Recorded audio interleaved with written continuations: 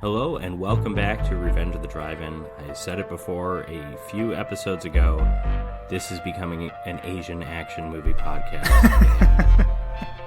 I am your host Patrick and I am here joined by... Jim. Hello everybody. Hello Patrick. How is you? I'm good, and our movies this time are the 1985 Jackie Chan classic Police Story, as well as the 2007 Japanese spaghetti western, Sukiyaki western Django from returning director Takashi Miike, director of Audition and Dead or Alive. Hey, instead of spaghetti western, is it like a Japanese soba western or a Japanese ramen western?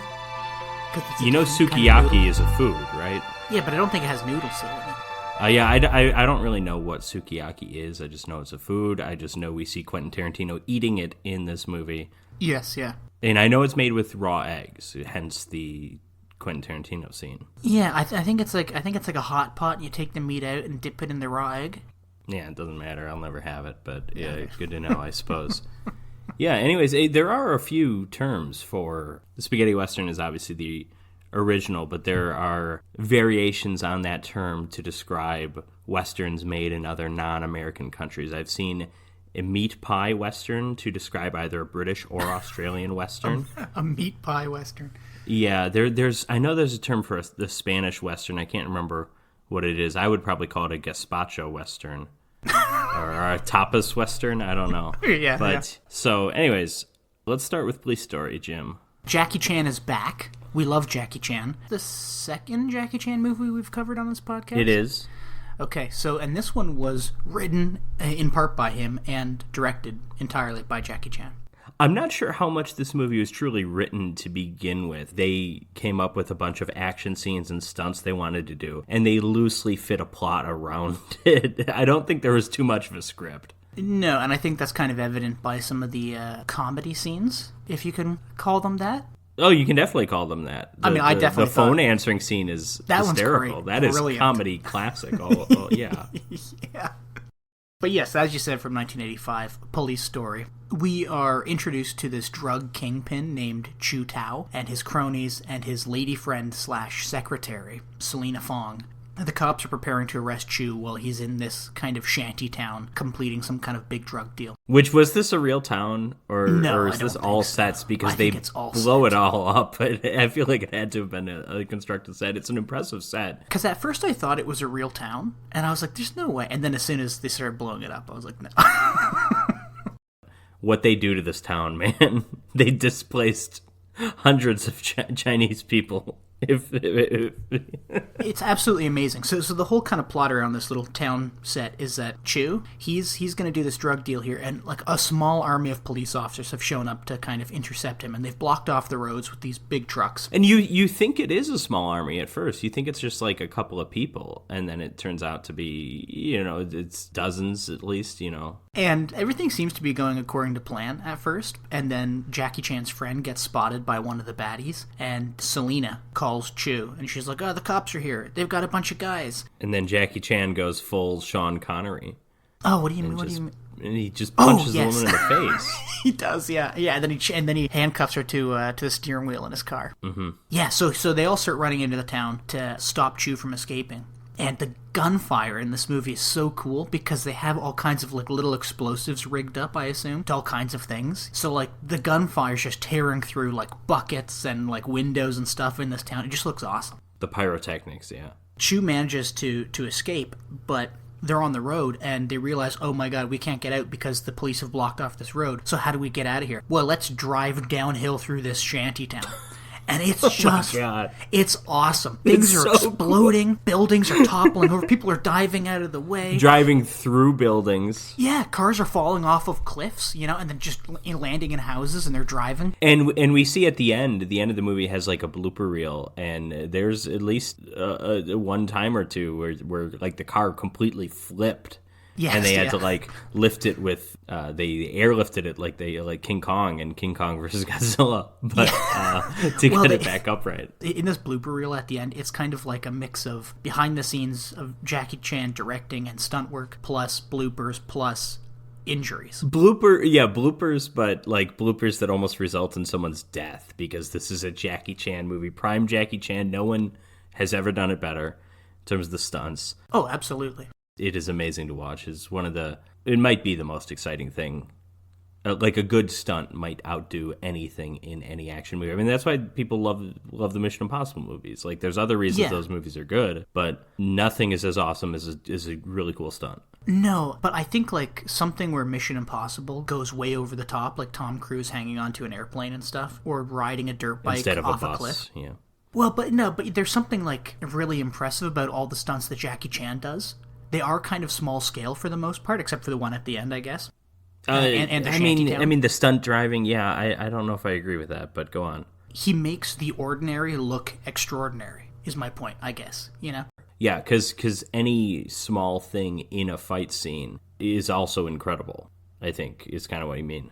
And he even takes objects, like in a lot of movies, you know. The coat rack or whatever. Yes, yeah. In other movies, you have actors grabbing objects that are clearly meant to be like a bat or a club. You know, they'll grab like the broken leg of a chair or something and swing it around. Whereas like Jackie Chan will just turn around and at one point he grabs this coat rack and he uses it to like trip a guy up, and then he uses it to like attack him. And he like, you know, like grabs onto it and like spins it around and stuff. And then he trips a guy, right? Like he flips it over the guy and then pulls it towards him and he trips the guy. And you're like, that's amazing.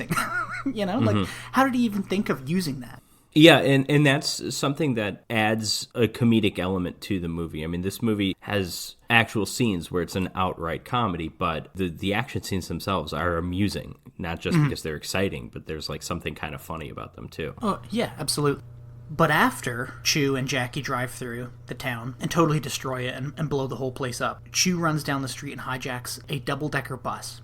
Jackie runs after him. He manages to catch up, but he gets knocked off. And then, by foot, he cuts the bus off further down the road, and he's stopped like a guy in the middle of the road in a car, and then he whips out his revolver, and then I guess he scares the bus driver enough, and the bus driver just slams on the brakes, and 3 of the bad guys come flying out of the bus. We're just skipping the scene where he's hanging from the bus and an umbrella. I mean, come on. Yeah.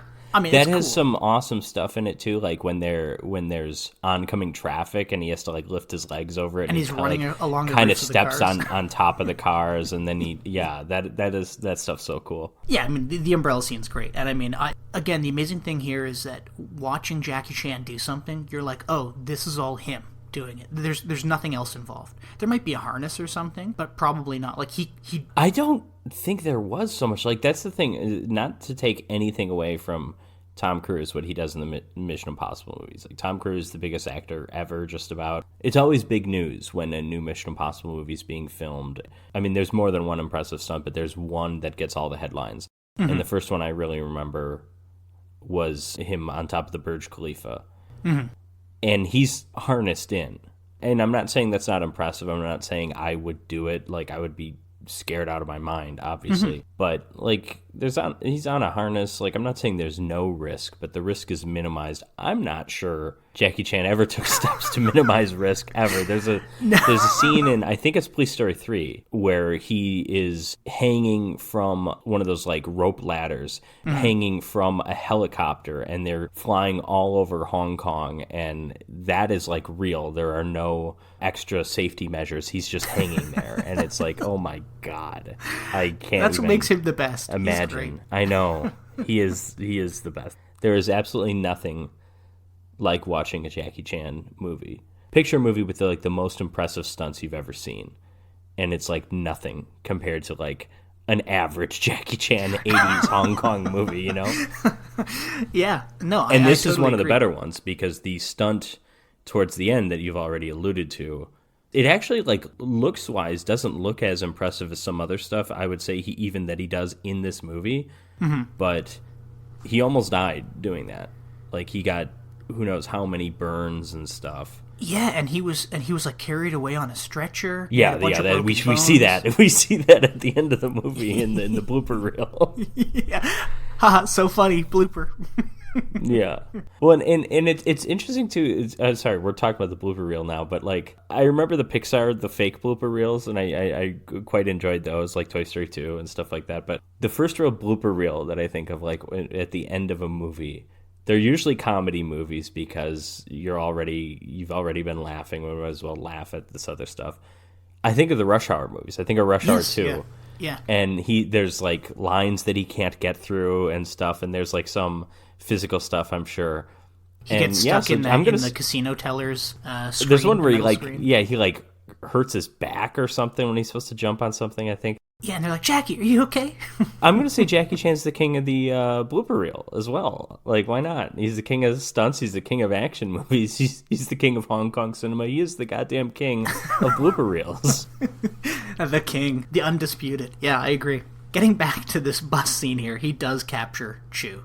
And he has to go back to the station, and in his debriefing, Jackie's reprimanded for letting this plan kind of fall apart. And since he did capture Chu, he is rewarded with kind of being like the poster boy for the model police officer, which is kind of funny. We get like this little montage of him dressing up in different like police outfits. But he's being used though also by the police force to kind of promote them. Like we see him in that press conference, and he has prepared lines that he's supposed to say, and then there's one time where he's like posing for a photograph, and they're like, no, your time's done, this is on us now. Yeah. But yeah, the photo shoot that you're talking about, he does like a naval captain Coast Guard thing. He does he's taking pictures like arresting like a homeless crackhead or something, and it's like no, you gotta smile when you put the handcuffs on him or whatever. I like in the press conference where they're like, were you tempted to take the money? And he goes, yeah. He goes, with the amount of money that was offered to me, I could have bought the whole, he could have bought the whole police department. And there's like a moment of silence, and then he's like, but he didn't. Yeah. But pretty quickly with his newfound fame, I guess it's the chief inspector and then Jackie Chan's chief? Yeah, he has like 2 or 3 superior people. 2 of his bosses, anyways, come together. One being the big boss. And they're like, hey, we should get Jackie Chan to be the bodyguard for this Selena woman, because we need her to testify in court to really nail Chu Tao and send him to prison for good. So the cops drop all charges against Selena in exchange for her services, but she doesn't really get a say in what happens. They're just kind of like, this is what we're doing, and this is what you have to do. Goodbye. You know? Yeah, and they basically manipulate the situation to like, she's not really ready to testify for them, but they have her meet them alone to make it seem like she is, and that will get Chu's men to potentially go after her. And I guess they just really trust that Jackie Chan will be there to beat everyone up. But he's also like kind of odd. He's also a pawn in this, and he's not privy to all of the information. Well, he's not privy to all of it, but he is privy to the thing that happens next, where they have a fake person, a police officer in disguise, break in to try and kill her. In actuality, he's not trying to kill her, he's trying to scare her. Yeah. And then Jackie Chan's going to come in and like save the day easily. And that scene is very amusing because she knocks him out, and Jackie Chan is like, no, he's not knocked out yet. And he he's still attacking. Keeps him upright and is still fighting him, and she just like keeps hitting him over the head, and it's like, okay, finally, now he's knocked out. That seems very amusing. While they're fighting, she threatens to call the police. She's like, I'm going to call the police. I got this phone. I'm going to call the police. And Jack, as he's wrestling with the guys, cut the line. You got to cut the line quickly. Cut the line. And then after that, he pretends to call the chief, and he's like, "Oh, this is too dangerous working for this woman. I need to be put on another assignment. She's too difficult, and I almost got killed." And as he's talking on the phone, like the line falls off the phone, and he has to put it back in without her noticing. It's a great scene. But the outcome of that is that she agrees to let Jackie Chan be her bodyguard. Mm-hmm. So they leave. Then they actually get attacked anyways, so like the scene didn't really matter. Well, and then and I don't know if this, because I went back and I skimmed through the subtitled version, because I first watched the English dub, and all the plot points were pretty much the same. Well, yeah, the movie's not re-edited, it's just different dialogue. But I'm just wondering if there was this dialogue in the movie for you, when they walk into the parking garage, and Selena's like, "Here, take my car." And Jackie Chan goes, "Wow, are all of these your car?" Like, "Are all of these your cars?" And she goes, "No, It's just that one." And he goes, "Oh, okay." And then when they get into the car, he's acting like all kind of cool and suave because he's beaten this intruder up. And he's talking to Selena, and then he runs into a baby stroller. And he's like, she's like, "Oh my God." And he goes, "Oh, why didn't you tell me?" And she's like, "What?" And then he gets out of the car, and it turns out that it's actually a gang of thugs hired by Chu to attack her and try to kill her, I guess, or kidnap her.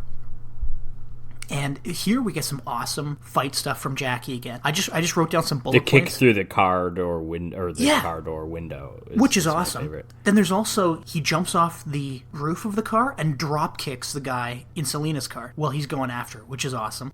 Good guys wear black. Remember when we talked about that and we spent 10 minutes talking about the one cool thing that Chuck Norris did, and it's like, it'd be like the 15th coolest thing that Jackie Chan does in this scene. Yeah, he even jumps up onto the hood of a car. He jumps onto the hood of his car when another car drives into the front of his car, just in the nick of time. You know, like, it's... I'm amazed that this guy will willingly put his life on the line for a movie. Mm-hmm. Selena does scare off all these people with Jackie's revolver. and now they realize... Now Jackie realizes, oh my god, the danger is real here. This is an actual issue. And this brings us into our next comedy scene where they get to Jackie's apartment and he opens the door and there's like a bunch of people in there. It turns out it's Jackie Chan's birthday and his girlfriend is there with a cake with a bunch of other people. But she sees Selena, who's like wearing like a nightgown, and she just hurls this cake at his face and flips him over a couch. And he's like, why is she so angry? That's weird. And Selena, who's not an idiot, is like, well, she's upset that I'm here. Like, you just came home with another woman. And Jackie's like, oh, okay. So he cleans himself off, and the doorbell rings. And he goes, oh, here she is, coming to apologize. And he opens the door, and his friend just fucking throws a cake in his face. He's like, happy birthday! He goes, May stormed out. And the guy's like, don't worry, I'll talk to her. So Jackie hops in the shower, and he's talking to Selena. May comes in. So Selena sees that his girlfriend has come into the apartment, and Jackie's having a shower. He has no idea. And he's just shit-talking his girlfriend. And May, by the way, is Maggie Chung. I think that's how you pronounce that. She's like a really famous actress. Like, she went on to be... she's like a critically acclaimed actress. She's in the movie In the Mood for Love, which some would say is maybe the best like Hong Kong movie ever. Not an action film, but oh, okay. Yeah, she went on to have a very big career. Not just a woman who bore the brunt of Jackie Chan's anger.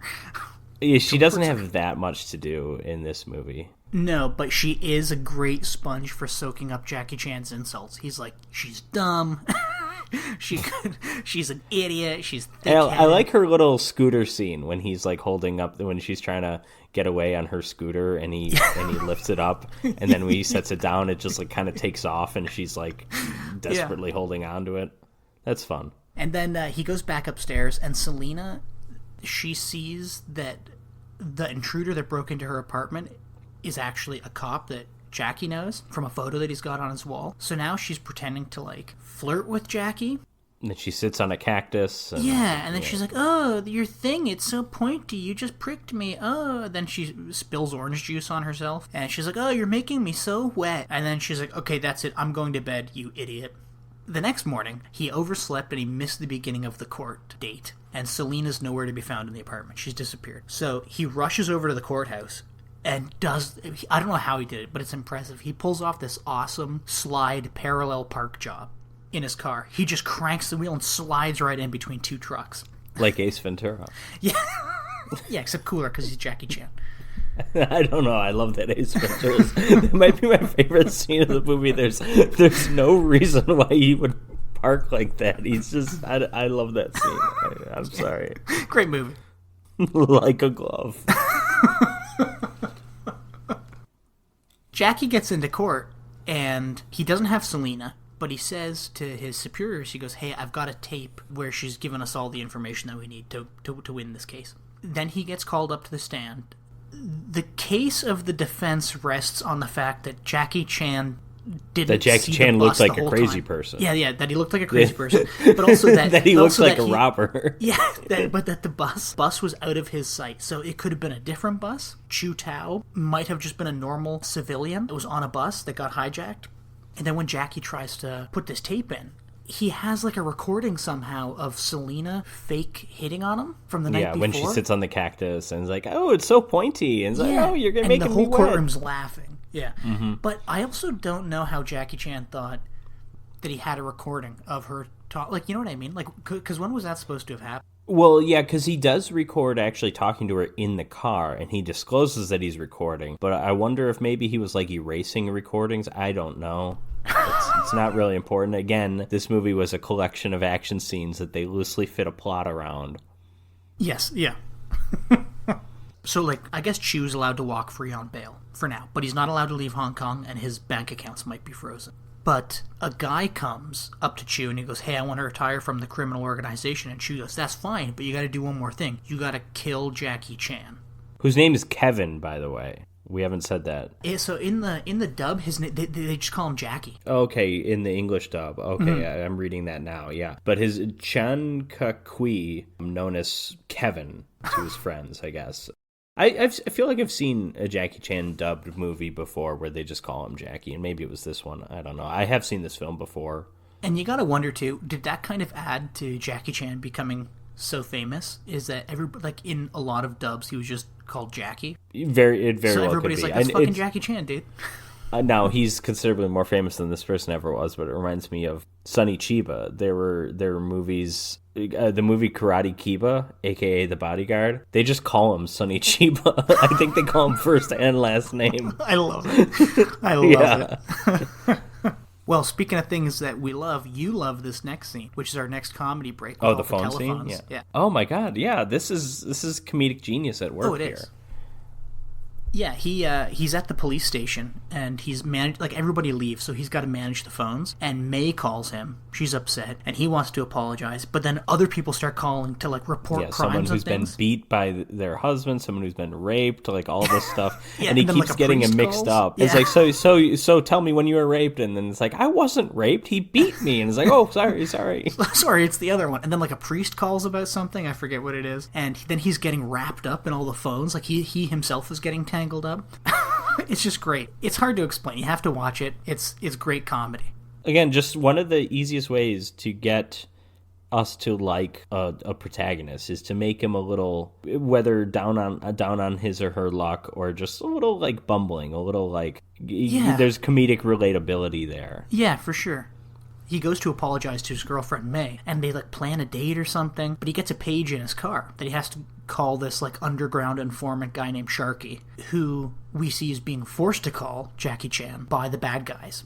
And he's going to tell them where Selena is, but it's a whole trap. Yeah, so Jackie goes to his house that Chu owns, and Selena's tied up there, and he starts kick punching the bad guys because it's a trap, right? And they all jump out of nowhere. Again, like, the stunts here are amazing. Like, a guy flies through the window, that's pretty cool. Get thrown through glass tables. Which, yeah, okay, so that glass table. The sound design, too, really sells the brutality of some of the violence. I am assuming we're dealing with breakaway glass here. Not that it looks like it, but I'm just assuming. Yeah, it's got to be. But the sound is so good. Well, and again, like, the stunts, did you notice, like, a lot of times in this movie, people get kicked into, like, very small spaces or through very small spaces? Yeah, they get, like, wedged in a couch or something. Also, one thing that's notable, and I noticed this especially in the scene when the bad guys, like, kind of storm his car. Before Jackie Chan, and I'm sure concurrently, in Hong Kong action, there was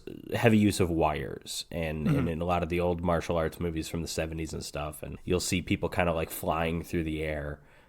We saw it in Super Dragon vs. Superman. Yes, yeah. I mean, it's still done to a certain extent. I know, this movie's 25 years old now, but Crouching Tiger, Hidden Dragon, Jackie Chan never liked that. He wanted the action to be much more believable. And so you do not see that in Jackie Chan movies. The one thing you do see that's related to that, I guess, is sometimes when Jackie Chan will kick someone, they will be pulled back on like a harness. And so they hit the ground harder than just the force of Jackie Chan, but that in sort of a break from reality and the realism, it's all about making Jackie seem awesome and making him seem like really strong. And I guess if you're looking for it, you can catch that these people are falling in a sort of way that where they're not going to get injured. Like in this scene, like when he kicks a guy up in the air through a table, but like the table has like this like silver oval ring with the glass tabletop on top, and the guy fits right through the oval and lands on the ground underneath the table. But then you have to wonder too, like, how much practice did that take to be able to fall like that through that table? Very carefully choreographed and directed. Jackie Chan, of course, is one of two, I believe, directors listed for this film. I know he directed a lot of his movies, which is, again, kind of another thing that connects him with the silent era comedians like the Buster Keaton, Charlie Chaplin, they directed their own movies. Mm-hmm. I assume that kind of starts from like these action scenes are so complicated and need to be so perfectly choreographed, all the stunt work. Like he's basically directing those to begin with. Like you might as well just direct the movie also. Mm-hmm. That's my assumption. Yeah, I mean, I'd have to agree. That's probably why they built a movie just around stunts, right? Because they're like, hey, how cool would this be if we did all these things? And then, well, how do we tie it together? Like a really loose story. I don't know who this character is that shows up next, Patrick, but it's like a police officer that shows up at the house, and he holds a gun to Jackie. Like, Jackie thinks he's being saved, but the police officer holds a gun to him. And the bad guys then hold a gun to the police officer, and they're like, it's a double cross, bitch, and they take Jackie's gun and then shoot the guy to make it look like that Jackie killed this cop. Yeah, they are framing Jackie Chan. Instead of just killing him, this is the classic, like, you have an opportunity to kill him, just kill him. But no, we either talk about what we're going to do or we come up with a really elaborate way to bring about their downfall. That's what they're doing here. They don't really want to kill him. They want to, like, discredit him for some reason. Well, and then the best part is, too, they knock him out and drive him outside of Hong Kong and just, like, leave him in the hills. Why wouldn't you just capture him? You know, why wouldn't you just tie him up somewhere? He makes his way to a phone. He calls his girlfriend. She gives him her moped. He goes to the police station to try to prove his innocence. But nobody really believes him, or they half believe him, I guess. Yeah, I think they kind of do believe him, but they still need him to calm down and not kidnap the police commissioner or whatever. I mean, that's what he ends up doing. Yeah, because he grabs it. Well, because he's kind of freaking out. And he's like, you're not putting me in prison. The guy he kidnaps believes him. Yes, exactly. So he kidnaps the chief inspector, and he walks with him out of the police station, hops in a car, and just drives. And then the chief inspector's like, where are we driving to? And Jackie Chan says, here, stop, get out. He goes, for the record, I wasn't going to shoot you. And the chief inspector's like, thank you, I believe you, and like, good luck with getting Chu. And he's like, you've got as much time as it takes for me to get back to the police, because then they'll start looking for you, but they won't look for you until then. So Jackie's like, thanks, pal, and then he drives away.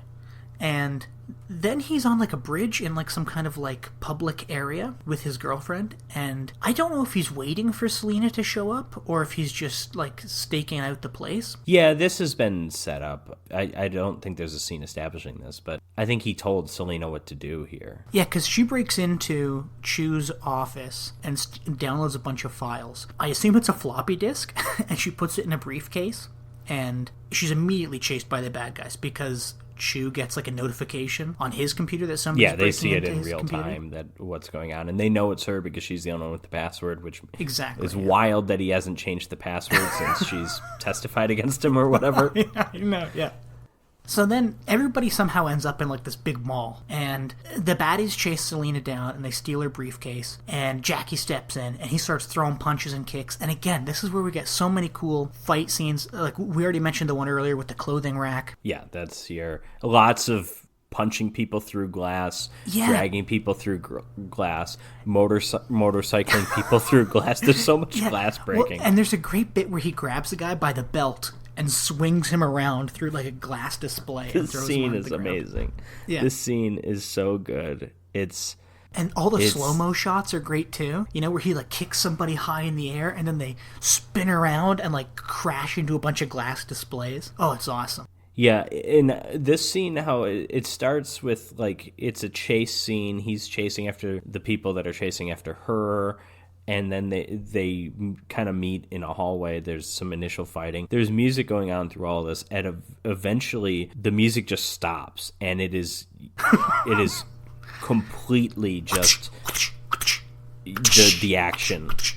Yeah. And I keep saying using the word amazing. But what other words? Yeah, there's no other word to describe what Jackie Chan is doing. Unbelievable. Here. And I think the coolest part is one of the bad guys gets like this motorcycle from like a display or something, and he spins out and trips Jackie Chan, who then kicks him off the bike, and he fucking rides the bike into the guy through like 10 or 15 displays all separated by glass, and he just plows him into the wall. It is so awesome.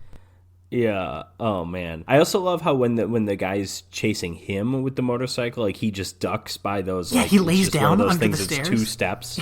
Yeah. It's so cool. And then, like, it's such a simple stunt, but it looks so cool, you know? Also, doesn't this make Dawn of the Dead seem like nothing? Like that they're doing this in a mall comparatively? Yeah, well, what about Blues Brothers? You know, they did that. Well, there we go. Yeah, that's another great mall. Commando has some mall action, I know. The Arnold Schwarzenegger film. Jingle All the Way. When he's chasing after the bouncy ball. Oh, that's great. We were actually, fun story, Jingle All the Way. I was in that mall the day they were shooting that scene, the Jingle All the Way scene. No way. I was 2 years old, 3 years old, and my dad, we were probably walking by like the Lego store or something. It's the Mall of America in Bloomington, Minnesota, at the time the biggest mall in the world. And my dad met up with someone either that he knew as a kid or maybe someone he went to college with or whatever. And he was like catching up with her. And then he like looks up and he sees Maria Shriver, Arnold's wife. Mm-hmm. And he's thinking like, oh my God, Maria Shriver, like she's like a famous person, like this is weird. And he's like, is that Maria Shriver? And then she's just like, oh yeah, we're meeting her and Arnold for dinner tonight. And she waves, hey Maria, how are you doing? Oh my God, I don't know. Oh my God, wow, that's amazing. It's my Jingle All the Way connection, folks. It's a shame you didn't get to be an extra in the Lego store or whatever. Or in the scene where Arnold molests a child in the ball pit. Yeah, that could have been me. I could have been that child. That could have been me. Got molested in the little boys' room by Arnold Schwarzenegger to reference Night Killer. Oh no. We are reaching the crescendo of this movie here, and I'm getting sicker and sicker as we go on, so forgive my voice. But one of the baddies has Are you near death like Jackie Chan after this stunt? I am, dude. I am very near death. Anyways, so one of the baddies, he has the briefcase, and he yells down to his baddie buddies, and he throws the briefcase down like 5 stories into like a food court or something. And he's like, get the briefcase! And then Jackie Chan... He's so mean to his girlfriend.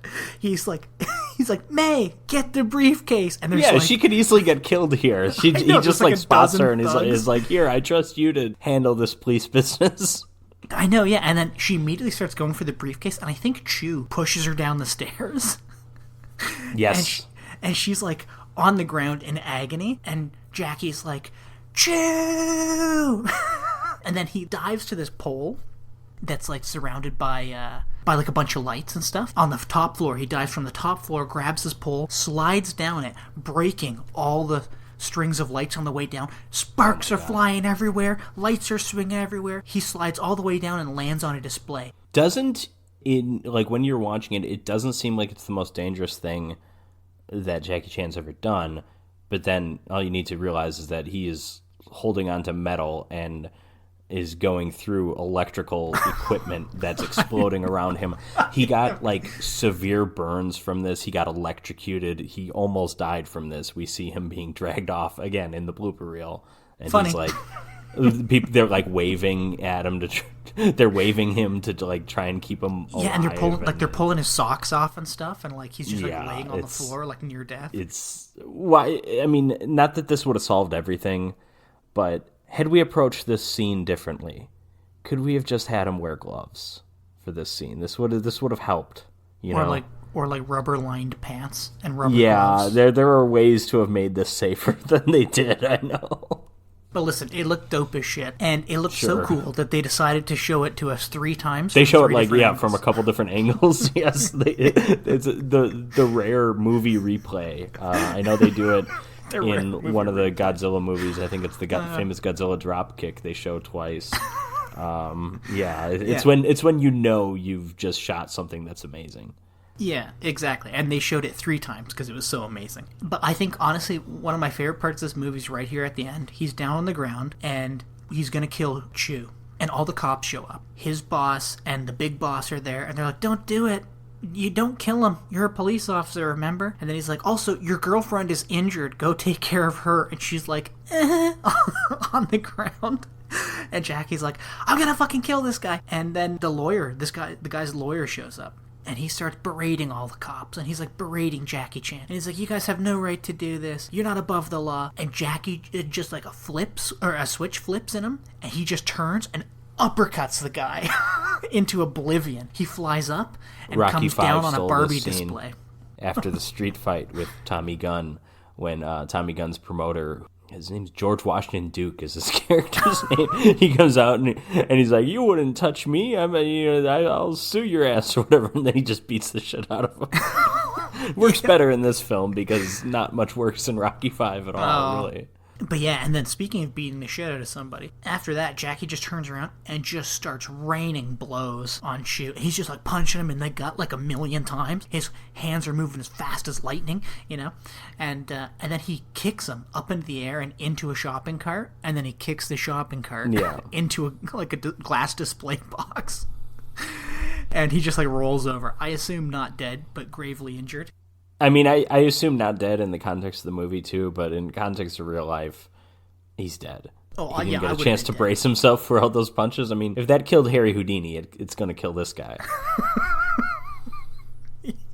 That was a good reference, yeah.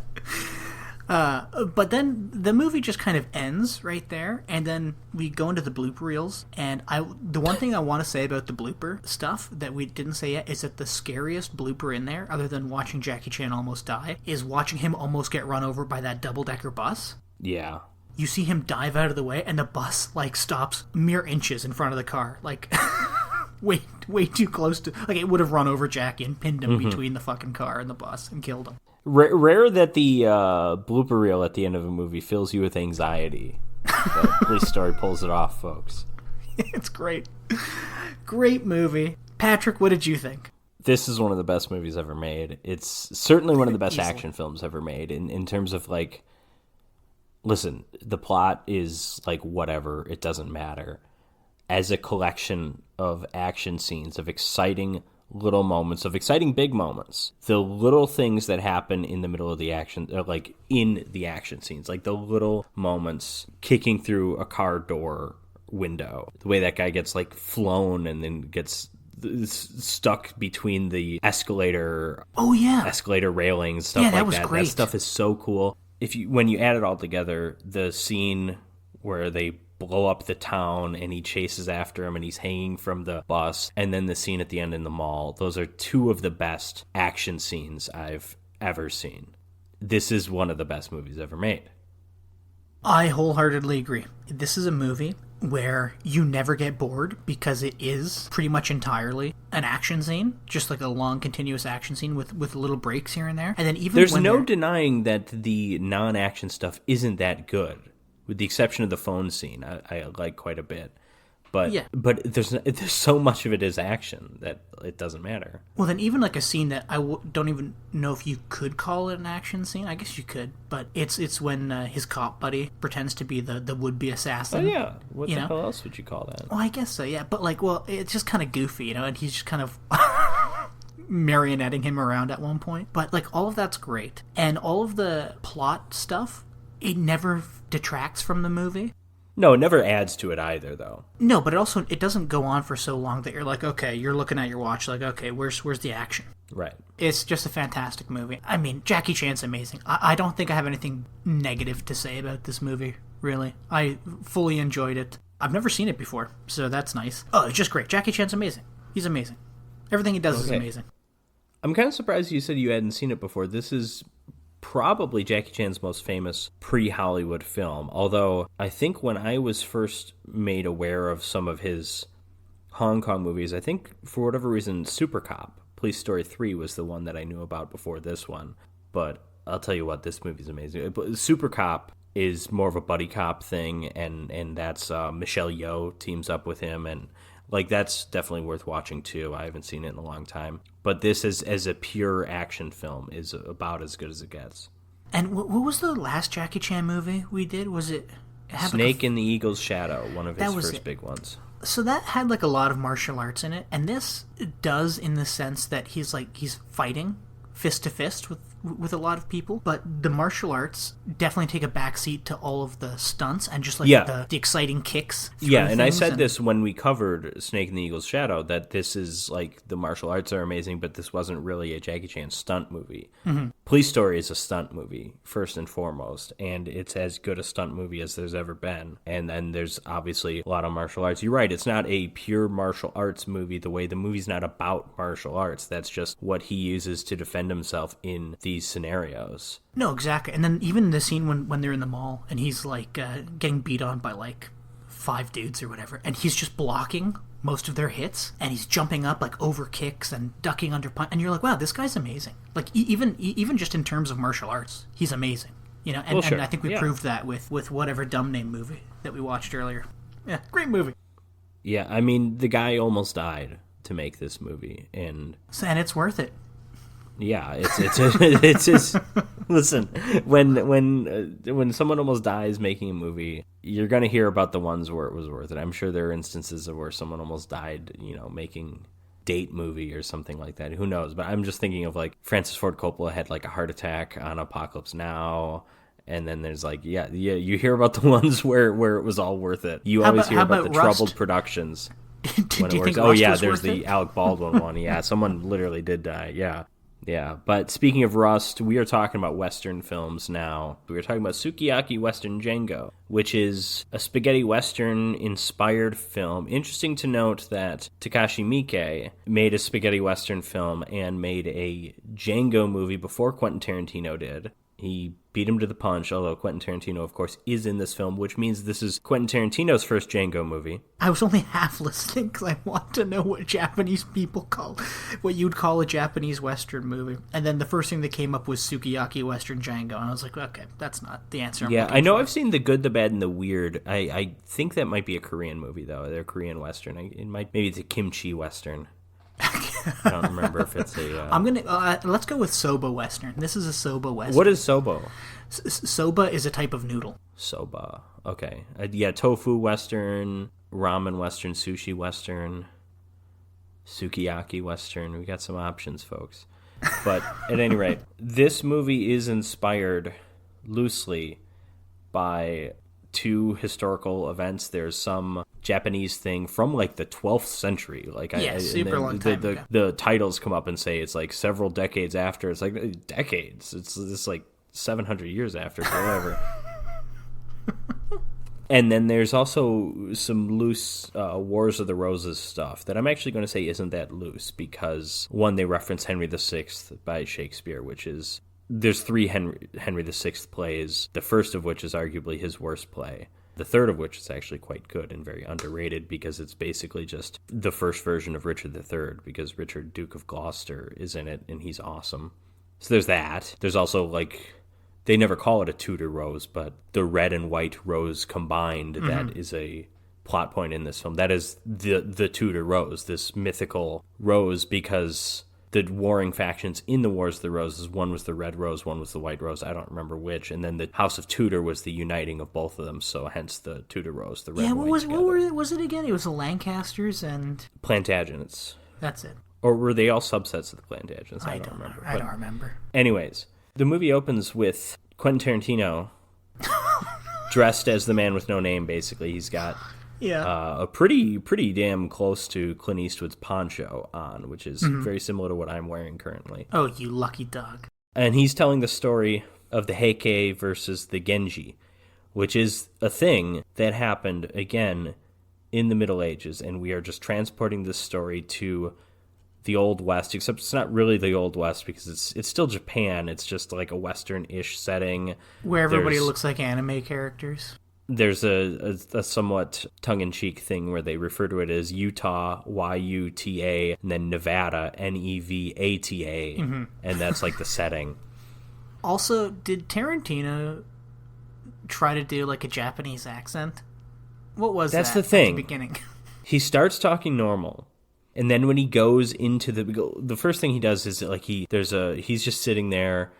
There's a bird that comes down, snatches up a snake, and then he shoots the bird and he catches the snake, cuts it open, takes out an egg, and that's what he's going to use to make his sukiyaki. And then there's some gunmen that approach him, and he talks to them at first he's just talking. He's just normal Quentin Tarantino stuff where he's dropping the N-bomb here and there. No, he does not use that word in this film, but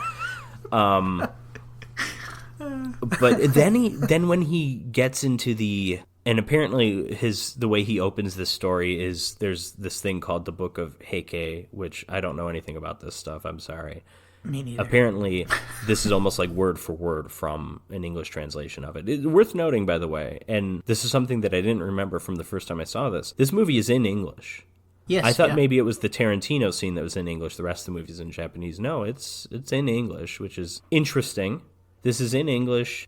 It is, I will say, for all this movie's faults, this feels like an authentic Western film that just happens to have Japanese actors in it and sort of take place in Japan. This didn't feel to me like a stylistic, not parody, but I mean, it doesn't feel like a parody, but it didn't feel so much like an imitation of a style or of a genre. It felt like a film within that genre, but just with the type of cast that you don't normally see in a movie like that. Does that make sense? It does, but I think at the beginning, Takashi Miike is playing with style and with the background and whatever setting we have, and the sun, and you've got a torii gate. That's a recreation of famous artwork, I know. And then, because even in the beginning, when Tarantino shoots somebody in the head, their blood splatters all over the wall. Yes, that's right. And I was kind of watching it, and I was like, I'm not really sure. And by the way, this is just the sky in the background. There shouldn't be a wall there. Correct. Is what you're saying. Yes. Yeah, and then I thought I was like, I'm not really sure what style he's going for here. But then I thought, well, you had I don't remember the word for them, but there's those Japanese stage plays from like the Edo period and stuff. Kabuki theater. Yeah, is that what that is? I think that's it. Yeah. So and this might be kind of like a kabuki opening. And kabuki Western sucked into could the be story. A term, maybe. I know it's not a food. I also thought, I mean, I don't know this, but what about the idea that maybe the Tarantino stuff is all reshoots? That the movie was made and then Quentin Tarantino heard about it and is like, hey, can I be in it? Because he's only in a couple scenes, although they do load him up with makeup at one point, so like it kind of feels like he was probably more involved than I'm suggesting now. Though that being said, in that scene, it's just him and one other actor. It's not all the other actors. So perhaps you're right, That's and true. they kind of added him later. But I also, to give credit to Tarantino, I think he's fine in this movie. He's doing his kind of Tarantino shtick, I would say he's toned down. Again, the Tarantino shtick, if whatever the hell that even is, other than being obsessed with feet,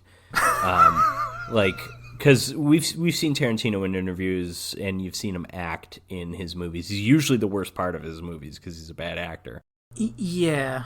He usually, I'm so used to him talking so fast, and he doesn't do that. He's trying to set the stage for a classic Western gunman comes into town movie, and he's telling that story slow and just kind of like, it's just there as an introduction.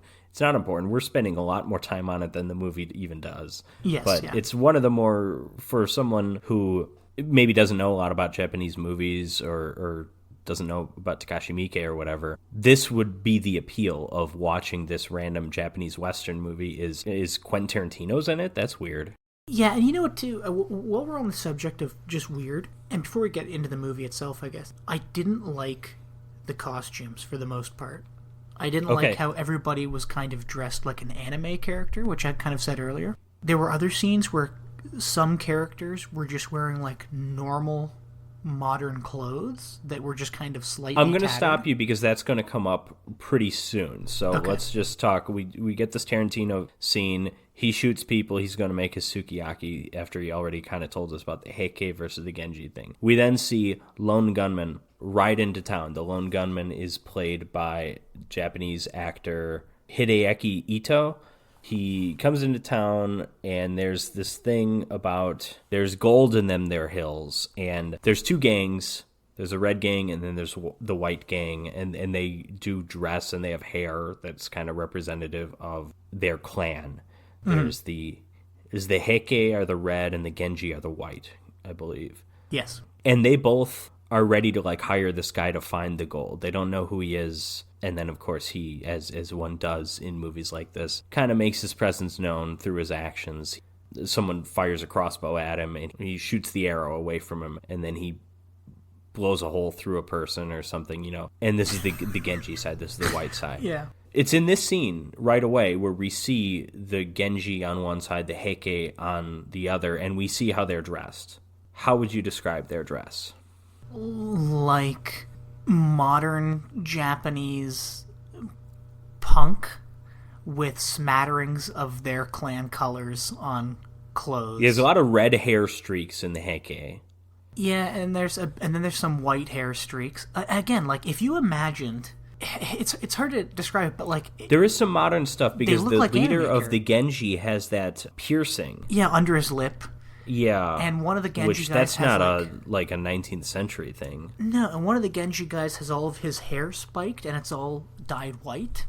Yeah, it's really weird. It's almost like a mix of, you do see some kind of traditional Japanese clothing and patterns, but it's all very form-fitting and modern-looking. Like you'd see it at Hot Topic. The film carries that idea beyond just the clothing into the setting itself, because the setting, it is Western town with Japanese flair. I like when the gunman enters the town, he enters through a classic Shinto arch, but it's also got like a hanged person there, and it feels very like Once Upon a Time in the West, the arch where young Charles Bronson's older brother got hanged. Spoilers, because it's a flashback. It's like the last scene of the movie. It's the climax of the film, which I've been to that arch in Spain, by the way. Fuck you. I mean, it's a recreation, clearly, but the buildings, there's a mix of pagoda type. I don't exactly know Japanese architecture, how to describe this. And we see other stuff. I do like that the two gangs, they each have separate kind of hideouts. The Heike, the red gang, is in like a classic like dojo type. Yeah, it looks kind of like that, yeah. Sliding doors, that kind of thing. And then the Genji are in a Western saloon.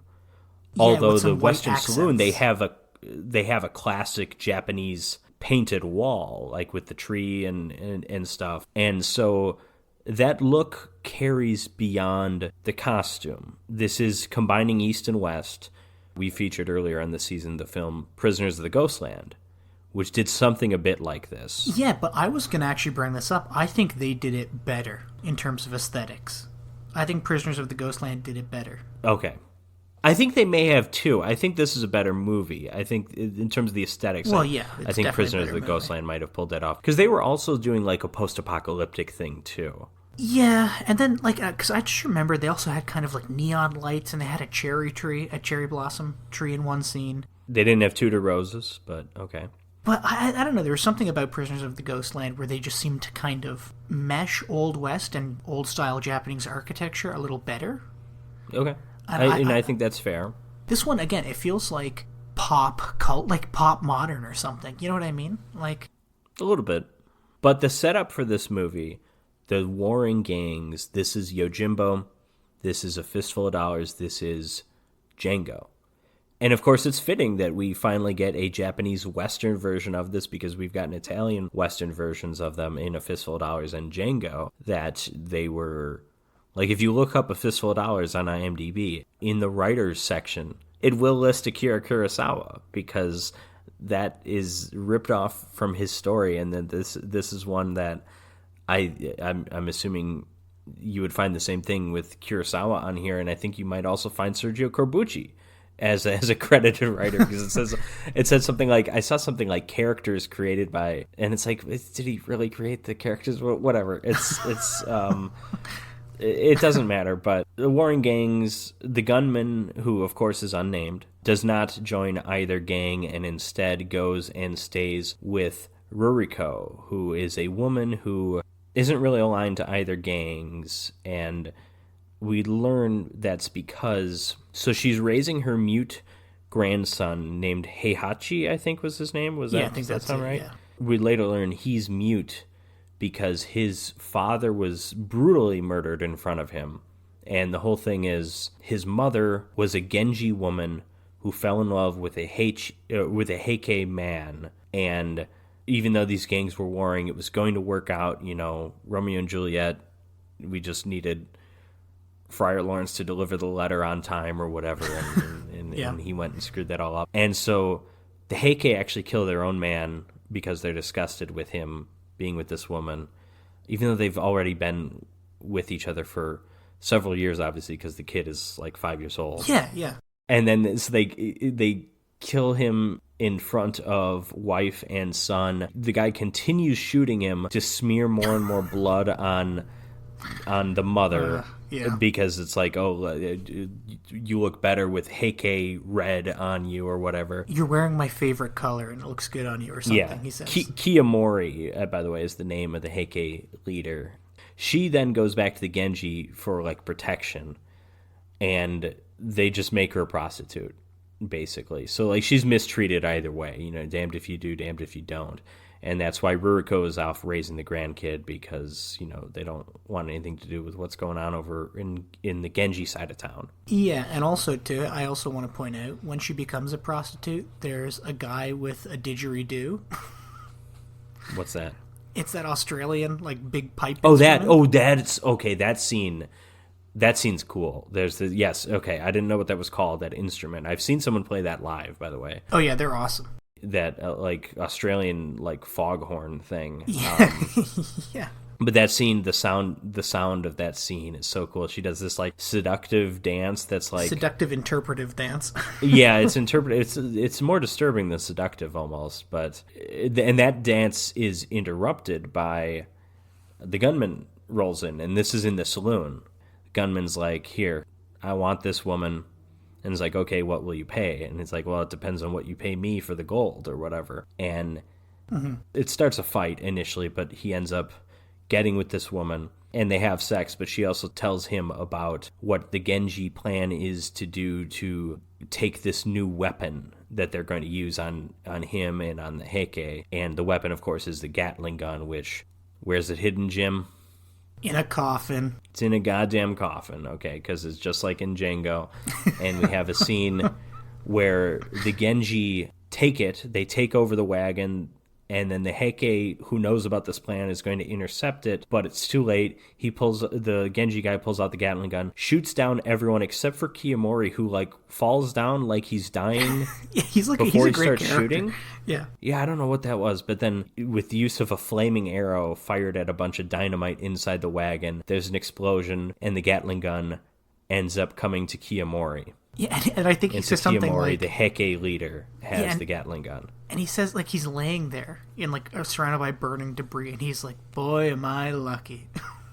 As this Gatling gun lands right next to him. Yes, I think that might exactly be the line, but yes. So he's got the Gatling gun, and that actor, whoever he is just having a friggin' blast the rest of the movie, because the rest of the movie, I don't think you ever see him without the Gatling gun in his hand the rest of the movie. It's so cool. There's also a weird moment right after he gets the Gatling gun when the Genji leader spots them from atop the hill, and then he, like, fires bullets at them, but, like, he doesn't aim anywhere near them, but he still hits them. Like, what were they doing, like a... Yeah, it's like that movie Wanted thing? Or whatever. Yeah, that's what I was thinking, too. Well, and you know what else is weird, too? Like, he stands on top of the hill, and the camera kind of zooms in on him. He's got his gun out, but he's almost holding it like a samurai sword, and he's got, like, this Suzuki grass in the foreground, and he looks kind of like a samurai. And then, like you said, he just kind of turns and fires his gun in, like, a different direction. And I guess the wind is supposed to have carried it. And it keeps on hitting. That? I don't know. Yeah, he kills... Kiyomori gets shot a bunch of times, and he says some line like, I'm not going to die until I'm able to kill all the Genji or whatever, until my plan is complete. And then it like almost ends up being that way, but it's like, why? I don't get it. Yeah, but then also you realize that he's wearing like a metal breastplate, just like Clint Eastwood. Well, yeah, that's later, but like we hear the piercing of the bullet like in his flesh. But later on, when he has the Gatling gun in the final climactic shootout, yes, that explains him being shot all those times. Mm-hmm. Oh, we also skipped over a scene. It's not that important, but it was neat when, like, the Genji leader guy, he's explaining how because they're cowboys, they're like more warrior-like than samurai who are concerned with their looks or something. And then meanwhile, this guy is clearly concerned with his looks. He's got like perfectly coiffed hair and everything. Yeah, but then like he's talking about like sensing death or something, and he gets a guy to swing a samurai sword over his head, and he catches it with his bare hands. That's so cool. And then he tries it out on someone else. Yeah, and then his underling tries it, and it's actually kind of like, it was funny, but it's disturbing because like his underling tries it, and he just gets sliced in the head, but then he just like starts clapping because he's like, his brain is all fucked up, you know? Exactly, like because he's dead, but there's still some like muscle memory or electricity running through the muscles or whatever. Exactly. Yeah, I don't know how else to describe that scene other than it is a Takashi Miike scene. That's exactly it. Yeah, that's how I would have described it. By the way, the Genji prostitute, the Heihachi's mother's name is Shizuka. Anyways, after this whole wagon Gatling gun scene, the gunman had informed Shizuka. He told her to leave town, take your son, get out of here. But she wasn't able to do it. She gets captured by, was it the Genji or the Heike?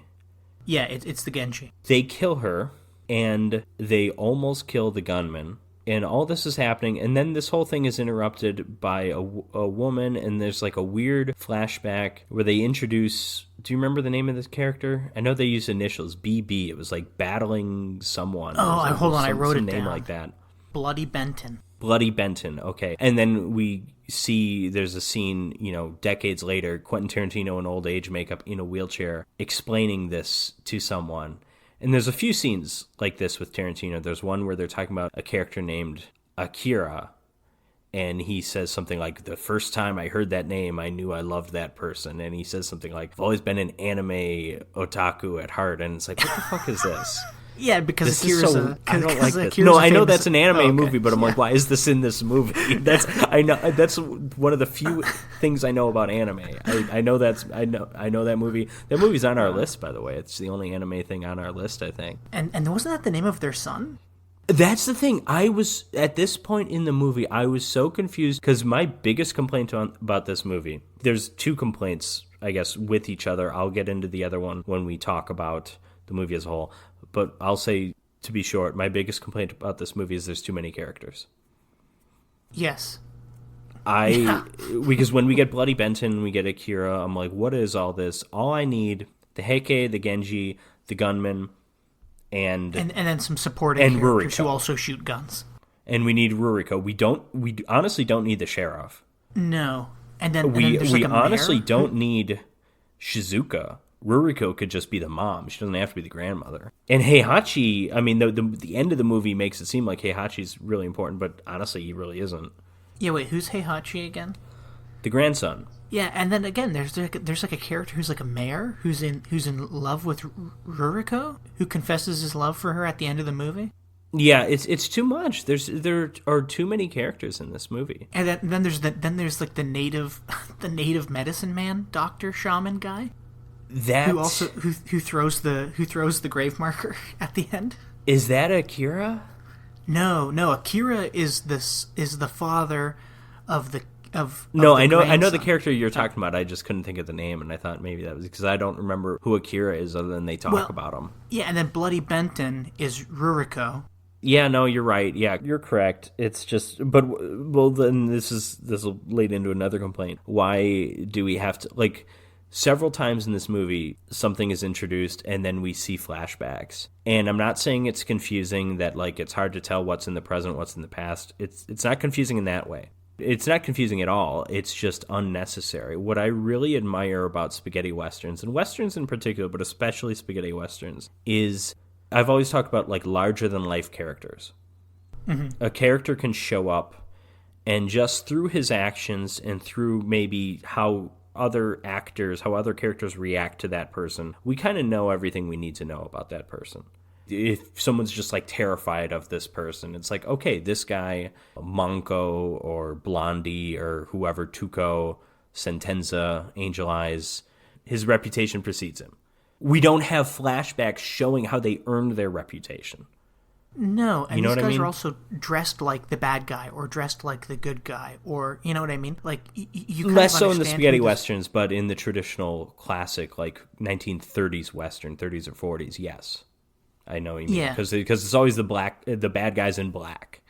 Good guy in the original Stagecoach, the good guy, the Ringo Kid, has a white cowboy hat. Roy Rogers, who would have a white cowboy hat or whatever. Yes, and what's his face? John Wayne. Well, he's the Ringo Kid in the Stagecoach. Yes. But I mean, like in every John Wayne movie he's ever been, in every movie that John Wayne's been in, he's probably had a white cowboy hat. Not usually. I think that was more a black and white thing. I think in color they would just go brown. Okay, never mind. But the bad guy would still be in Cut black. Frank Miller in High Noon is in black, probably. I don't know for certain.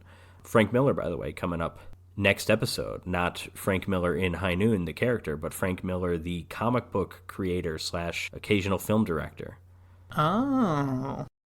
No, you're right. We do get these bits of flashback, like when Ruriko is telling the gunman what's going on, then we get flashbacks kind of showing it, and it's just like, I didn't want this. Yeah, and everybody's dressed in you keep going to the dress. I'm not store. complaining about the dress. I hated I'll it. just say, okay, that's fair. The movie was a little confusing. Like when Ruriko's giving this backstory about.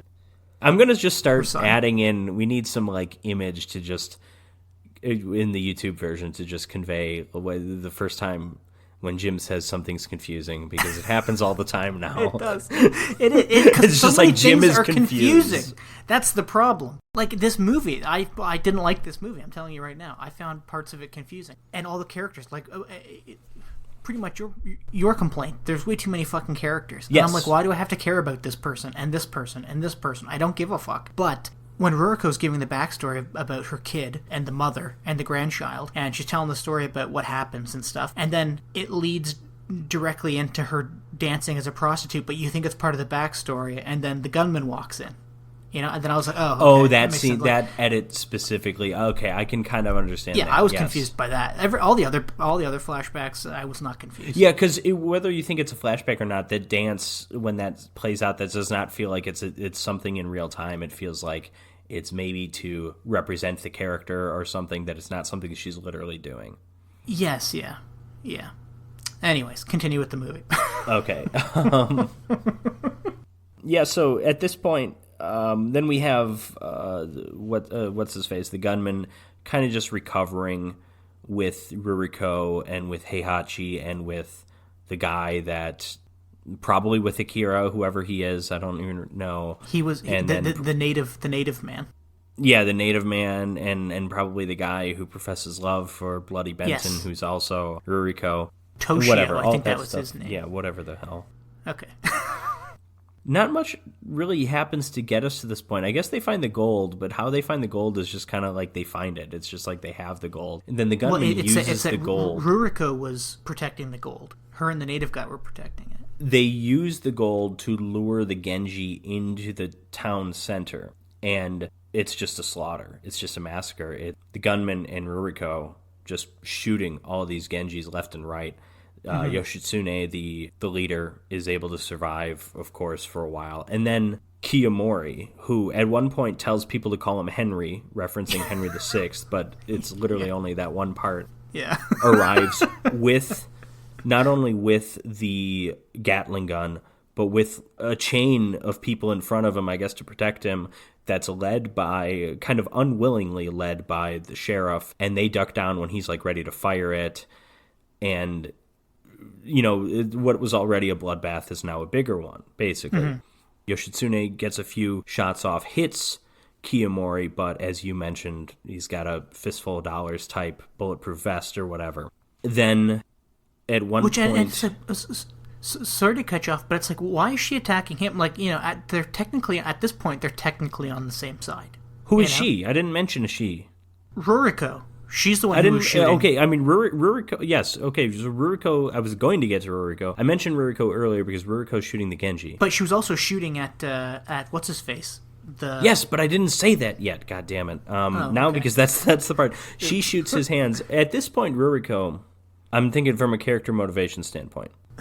Ruriko has not liked either gang.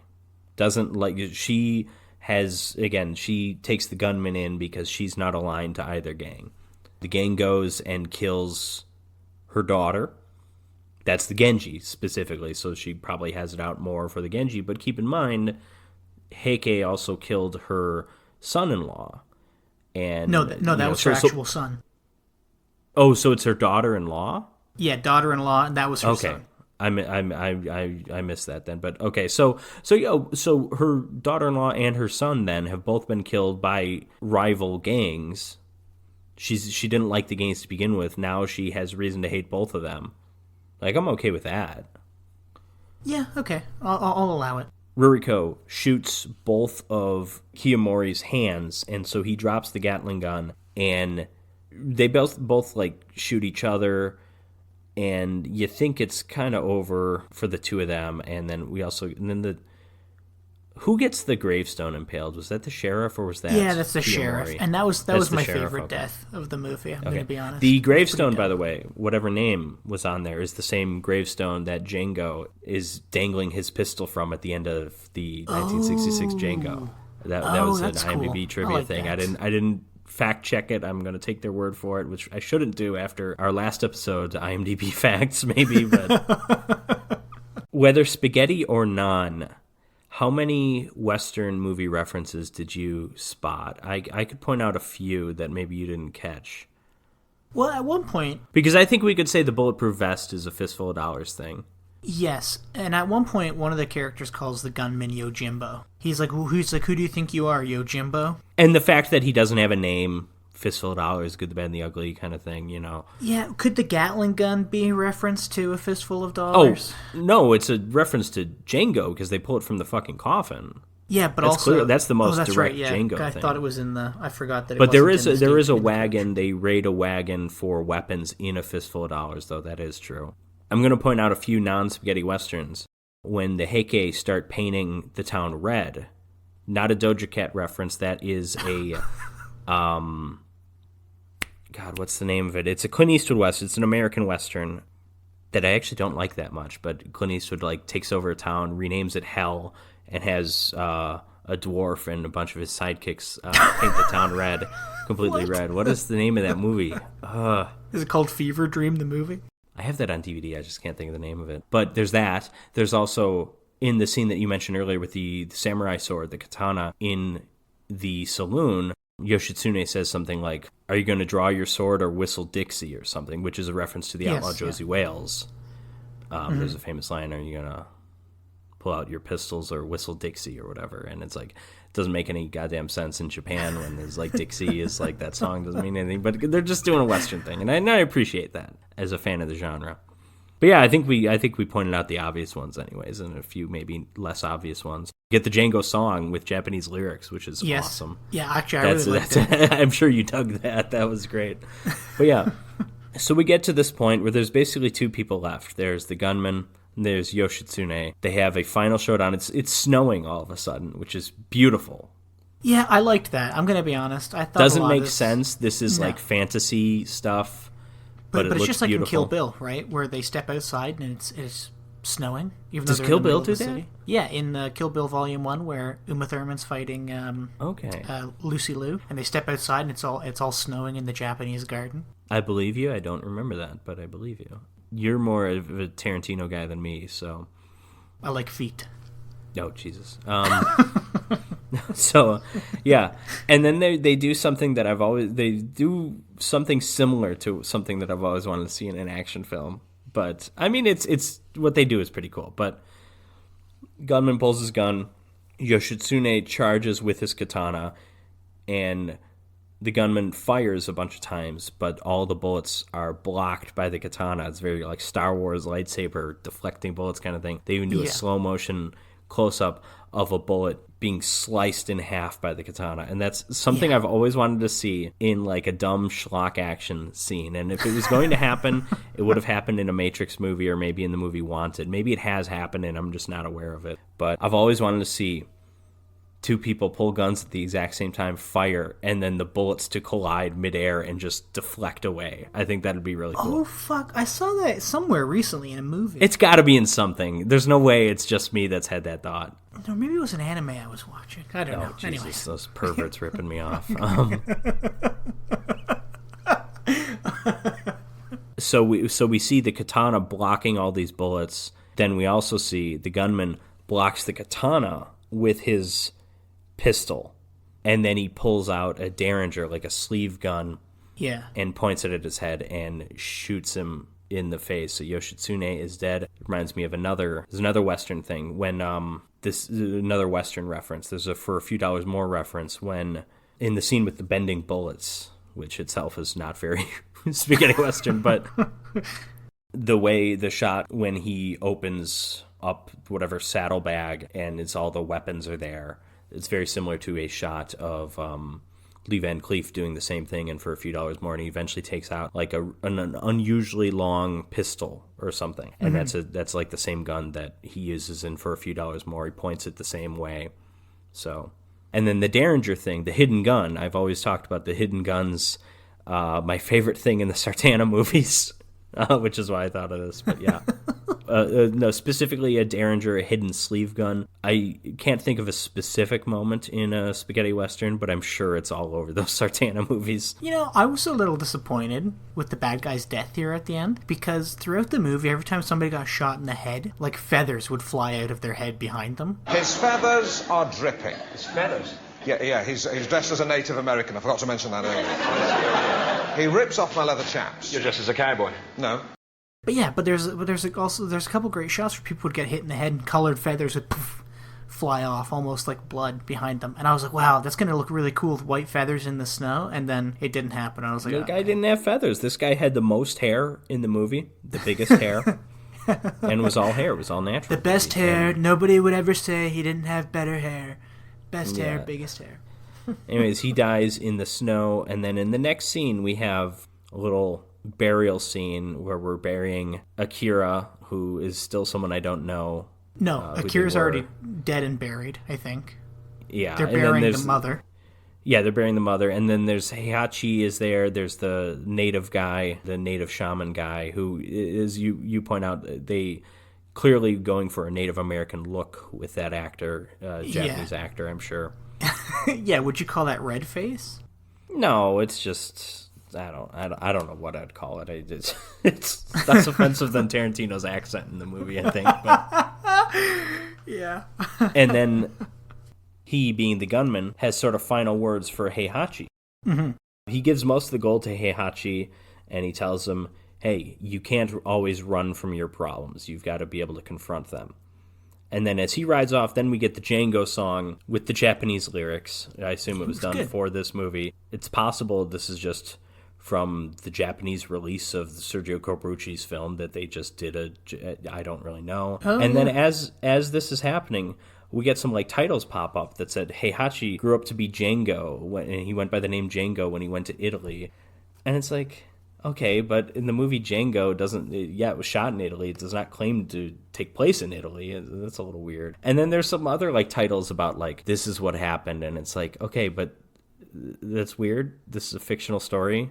Yeah, let's just end on the horse riding away. You know, it's the ultimate cheat code for quality movie endings. Final shots is the gunman riding away on a horse, riding off into the sunset. I mean, hey, fucking The Last Crusade. Yeah, exactly. Last Crusade did it. It's not even a goddamn western, and they found a way to do it. You were named after a dog. Yeah. So. That is the film Sukiyaki Western Django. Jim, what are your thoughts on this film? I wasn't a big fan of it. I enjoyed aspects of it. I thought like a lot of the fight scenes were fun, like the chasing the stagecoach and the guy throwing dynamite out the back and stuff, and then the Gatling gun showdown there was fun. I just thought it was just a little over the top for me.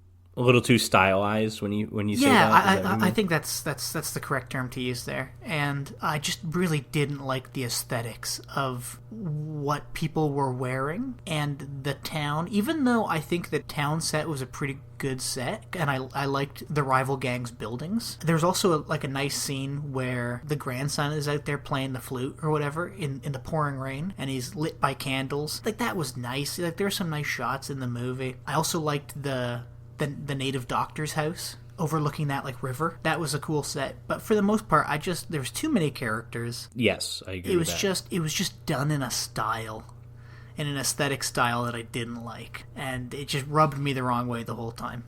But out of Takashi Miike's movies that we've covered on this channel, I would say this is my least favorite. Okay, and I think I agree that it's my least favorite, although it sounds like I liked it more than you, because I would not say I disliked the film.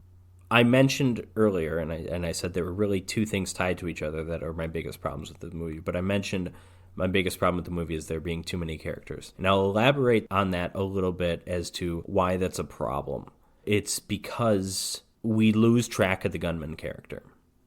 Now, mysterious gunman, a man of few words, of actions that speak volumes. This is not a character that needs to be the deepest character in the world. Think Django, think Monko for a few dollars more, Joe, A Fistful of Dollars, Blondie, The Good, the Bad, and the Ugly, Sartana, all these guys. They're not complicated, deep characters, but they're fun. And the reason they're fun, I mean, yes, it's because of what they do is awesome, and the gunman in this movie does some pretty cool things. I like the scene when he's like reloading and he hears like someone's spurs above him and he just kind of jumps out and shoots the guy. I like that. Yeah, that was cool. He does some cool stuff. Blocking a katana with his pistol, pretty cool. Yeah. Hidden Derringer, always great to see. Yeah. But those characters, like, we're with them most of the movie, and even if we never really get to know them better as people, just the fact that we're around them a lot just makes us like them more, find them more interesting. And we lose track of the gunman in this movie, and part of that's the way the story is structured when we have these flashbacks. Part of it is just the nature of there are just too many characters. There are long stretches where it feels like, not that he's the main character, but it's like Yoshitsune is the coolest guy in this movie or whatever. And it's like, that probably shouldn't happen. Yeah. Like, the bare minimum of the spaghetti westerns is that the gunman is the coolest person you've ever seen in a film. And I didn't feel that way with this. And I think that's a problem, and it's probably more of a problem for me as just a fan of the Western genre and of the spaghetti westerns that this film kind of apes off of than it would be for just a random person watching the movie. But I think it would be a problem for them, too. I mean, even that native doctor whipping that grave marker at the end made him cooler than the gunman, in my opinion. Like, that's an awesome way to kill somebody. Sure. Another odd thing, and again, going back to like stylistic choices, do you remember the scene where the gunman jumps out of the Genji brothel place, and it kind of like freeze frames him midair, and the camera like zooms in on him, almost like robotic-like, and then it zooms out and pans down and zooms in on his horse, and then it's almost like Takashi Miike hit pause to zoom in here, and then hit play, and then the camera like zooms out, and then you see him landing on the horse. And I'm just like, why did you do that? You could have just had him jump out the window and land on his horse. You know, why were you adding this robotic zoom? You know, just weird stylistic stuff like that. It just annoyed me in this movie. And that is worth noting. I think we talked about this a bit with Prisoners of the Ghostland, but this film is kind of at an interesting point where it's potentially combining wildly different filmmaking styles.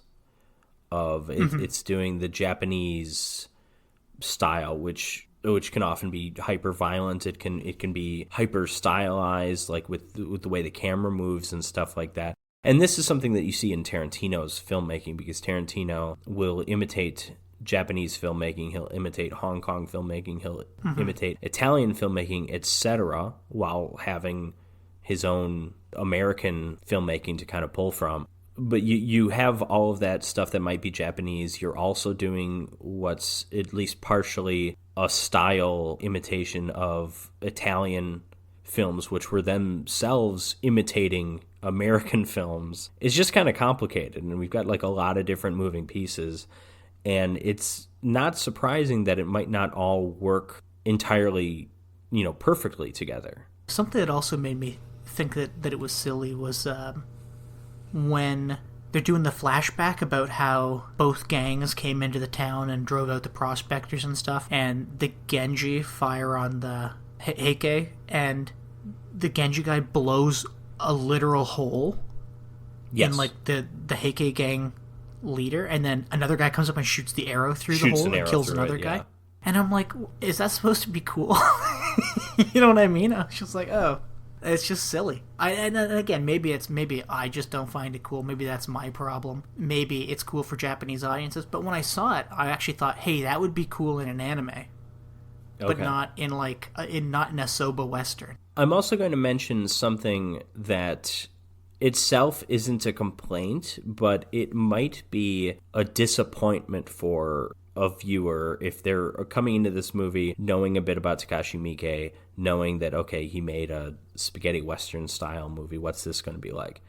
So on the DVD that I own for this, there was a sizzle reel in the special features. Sizzle reel it was kind of like a trailer, but I don't know who this would have been shown to, but it opened with like a couple of quotes by 3 different filmmakers. There was a quote by Guillermo del Toro. There was a quote by Quentin Tarantino, which, like, conflict of interest much. And there's a quote by Eli Roth. With, one of these things does not belong, of course. But you don't say. All 3 directors were hyping up Tarantino. And it was like, this guy is the most controversial director. He is a master of whatever. And there was something, I think it was in the del Toro quote, there's something about, like, his films never cease to push boundaries. With that in mind, what boundaries did this film push? It's a little bit more violent than a spaghetti western from like the 60s, but it's 40 years later. Like, of course, it's going to be at least a little bit more violent. Like, it wasn't considerably more violent. No, and it's the least violent Takashi Miike film we've seen on this podcast. Oh, by far. And then I'm also thinking, like, Sergio Corbucci's Django from 1966. There's a scene where they cut off someone's ear and feed it to him. There's nothing like that here, and I'm like, again, the movie doesn't need to do that. It doesn't need to do that to be entertaining, to be effective, to be successful, whatever. But that is, I think, something like that is what, 40 years later, updating on that is probably what you would expect from a Western by the director of Audition and the Dead or Alive trilogy. Yes. So, like, I'm thinking about this movie, and I'm like, oh, did it break any boundaries? Did it cross any lines for me? And I go, no. But then I think, you know what did cross a line? Drowning a woman in a pool of feces. That crossed a line. Yeah. That's something I did not enjoy. The opening scene alone of Dead or Alive, where someone does like a 30-foot long line of cocaine. That movie is... Yeah. And that came out, what, 97? Then 99, same year as Audition. Which, again, not Tarantino. Takashi Miike, he's made over 100 movies. Not every single one of them is going to be boundary pushing. But I just thought after seeing the sizzle reel, after seeing the movie, I'm like, that kind of makes me more disappointed in the movie. And again, I liked the movie just fine. I think it's good. I think a number of sequences were genuinely exciting. I liked the climax for the most part. I liked it. It's certainly not a masterpiece. It's not a boundary pushing film. As I said earlier, I felt that this was more of a genuine Western than it was like a style recreation. Mm-hmm. And I appreciated that. Yeah, I mean, I think he was genuinely going for a Western. Yeah, and I like that. And again, credit. that, I mean, not to disparage Tarantino so much, but what I really don't like about Django, or his Django Unchained rather, is that feels to me like a style recreation that does not seem like a genuine Western interested in telling a genuine story. Mm-hmm. That's what left me disappointed about that. It's actually, The Hateful Eight was not a style recreation. That felt like it was a genuine Western. I just also didn't happen to like that movie for other reasons. But personally, I think Tarantino's 2 Western films are maybe his 2 worst films. And interesting, Takashi Miike's Western is the worst of the 3 Takashi Miike movies that we've done on this podcast. But I don't think it's considerably worse than Dead or Alive. Nothing tops Audition. No. Actually, 13 Assassins does. When we finally see 13 Assassins, I think that's even better than Audition. I'll take your word for it for now. When I was looking to find Sukiyaki Western Django, I just went on to Prime, and I was like, oh, does Prime have it maybe? And they didn't, but what came up was like a link to buy a physical copy of this movie. And I scrolled down, and these were the first 2 reviews. The first one was, I hate this movie. This is my least favorite movie from this director. And then the review directly under it was, yo, me and my brother fuck with this movie. Love it. Okay. And I was like, I think you're either going to love it or you're going to hate it. Me, I didn't like it that much. But it's just funny that we also see that in people's reviews of this movie. As someone not only growing up in America, but as myself being a huge fan of American and Italian Westerns, like, I'm a discerning audience. I would potentially be ready to hate this movie if it didn't do what I wanted it to do, i.e. like the reasons why, again, not hate, but the reasons why I'm so disappointed with Django Unchained. It didn't anger me, but it also didn't really impress me. Yeah, understandable. Decent movie. Nothing great. which will lead us into the, of course, question, which of these two movies do you prefer? I think this is going to be an easy answer for both of us. Yeah, Police Story or Sukiyaki Western Django? Well, it's definitely Police Story. Yep. Now that I'm thinking about this, I don't think any movie paired up with a Jackie Chan movie is going to lose to a Jackie Chan movie. You know what I mean? Like, I think this is going to lose to the Jackie Chan movie. What are you talking about? Oh, no, sorry. A Jackie Chan movie isn't going to lose to the other movie. I mean, I picked The Raid, I'm pretty sure. Oh, okay. I might have... So... Yeah, you might have too. So I don't know. No, I think you picked the Jackie Chan one, but I could be wrong. Okay. But no, I totally understand what you mean, because a Jackie Chan movie experience He's just the best, and it's so unlike exciting. anything else. And no, yes, it's an actual experience. It's an exciting experience to just watch him do things on screen, whether it be stunts or hitting women in the face.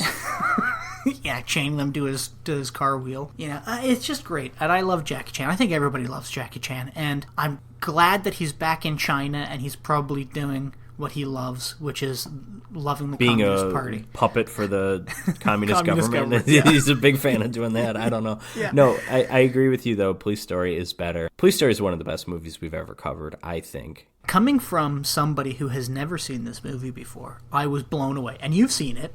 God knows how many times, and you're still like, oh, this is amazing. The stunts are amazing. I like it more each time. I saw this movie a few months ago, and I was just like in awe. And I continue to be in awe. And then this time I was like, yeah, how can I in good conscience say any other action film is better than this one?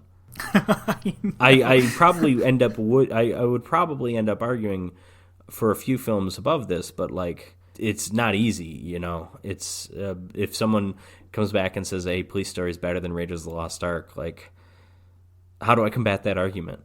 How do I do it, Jim? Give me advice. Yeah, or do I have to? Do I have to? Yeah, it's like, I don't have to argue. No, you don't.